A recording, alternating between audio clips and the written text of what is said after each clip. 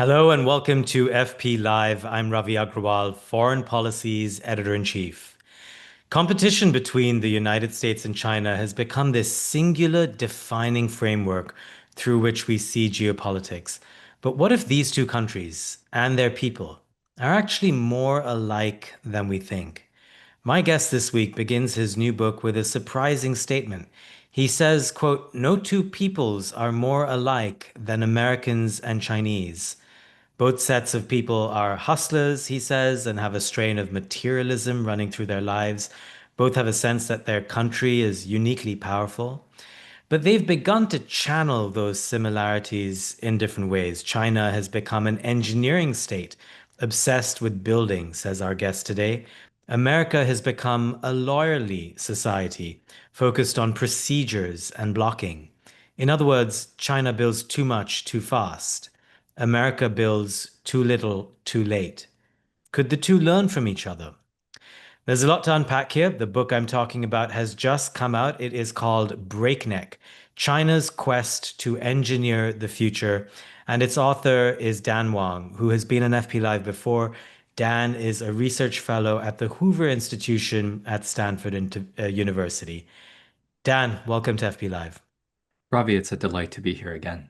And congrats on the book. It is really a terrific read, and I cannot recommend it more highly. Thank you.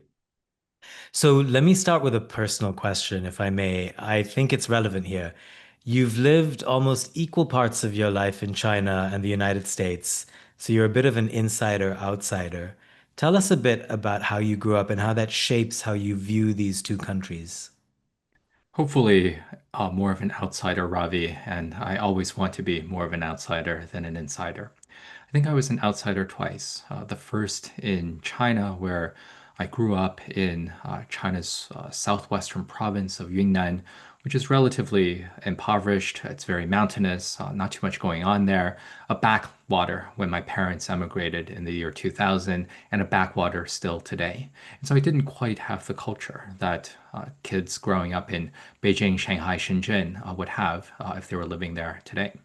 And in the year 2000, when I was 7, we moved to Canada, where I am still Canadian, still a citizen.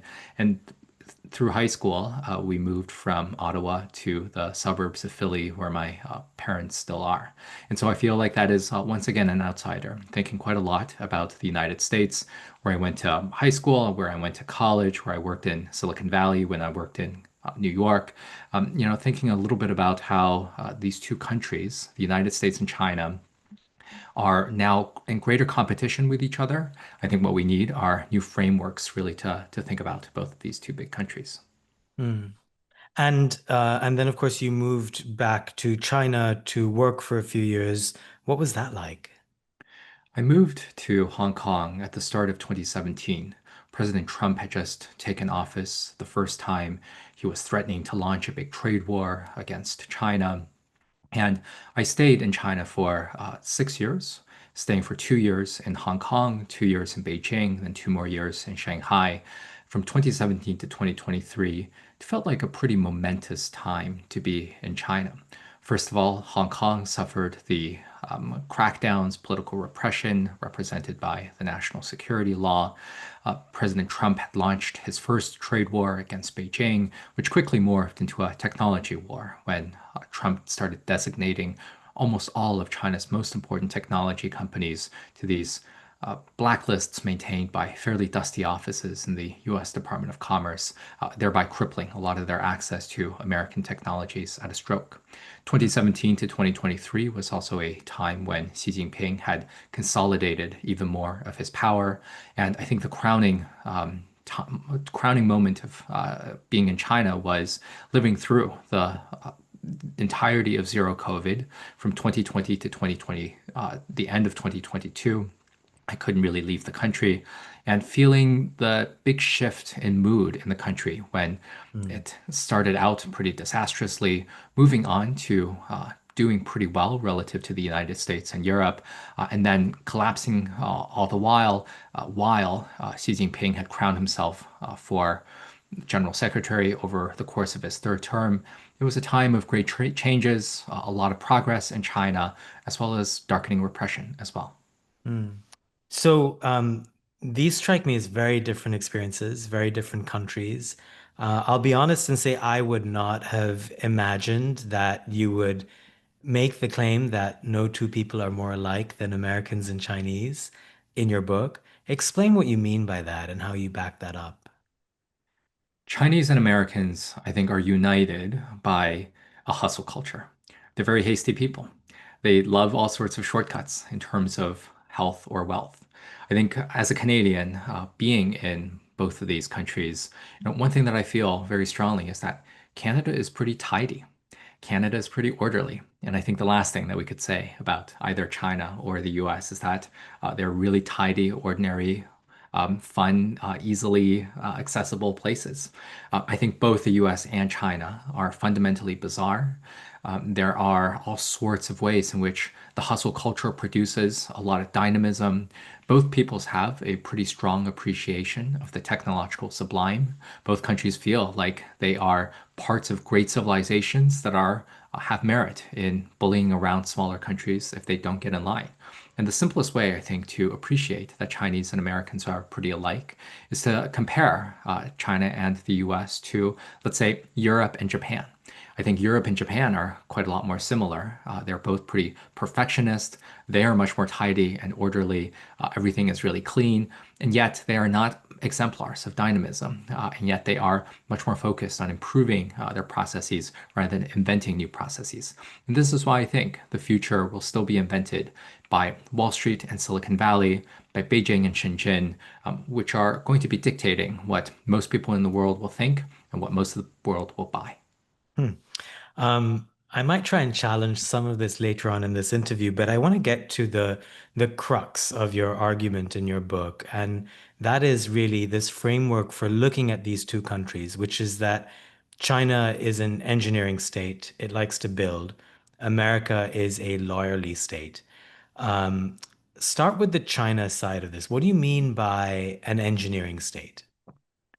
China, at various points in the recent past, has been almost completely ruled by engineers. And that was a pretty deliberate decision by top leader Deng Xiaoping to correct the mayhem of the Mao Zedong years, to promote a lot of engineers into the top leadership of the Communist Party. And by the year 2002, all 9 members of the Standing Committee of the Politburo, which is the highest ruling echelon within the Communist Party, all 9 members had degrees in engineering. Most prominently with Hu Jintao, the general secretary, who was a hydraulic engineer, and the premier Wen Jiabao, who was a geologist. And the issue with engineers is that they sort of treat everything as a building problem and an optimization problem. And China is just defined, I think, in the recent past by these vast spasms of construction. One of the favorite things I did with this book was to actually just try to figure out how much China has built over the last 4 decades. Hmm. China built its very first highway in 1993, relatively late. This was to connect Tianjin as well as Beijing, two big cities in the north. And 18 years after that, China had built an America's worth of highways after Wow. 1993. 9 years after that, China built another America's worth of highways. We can point to particularly big power projects, most infamously the Three Gorges Dam, which is in the mountains of the Southwest, which displaced up to 1 million people and is the world's biggest power plant by generation capacity. But the Chinese are not to be outdone. They just announced the plans for an even bigger power plant that is being built in Tibet. This will use more than 60 times as much concrete as the Hoover Dam that is in the United States. So China builds so much. It doesn't only build a lot of highways, a lot of power plants. It also builds high-speed rail. It also builds a lot of homes. It builds a lot of transmission lines to transport power that is being generated by solar, wind, nuclear, coal that is being sent from China's west to China's east.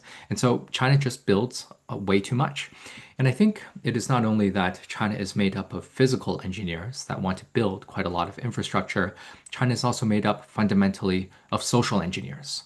So China spent a lot of time thinking about how to turn more Chinese, the ethno-religious minorities in Tibet and Xinjiang, I spent a lot of my time in my book talking about the one-child policy as well as zero COVID, which the number is right there in the name. There's no ambiguity, Ravi, about what these policies could potentially portend. And so this is where I'm a little bit skeptical that society can be just another engineering exercise as if people could be commanded around quite so easily.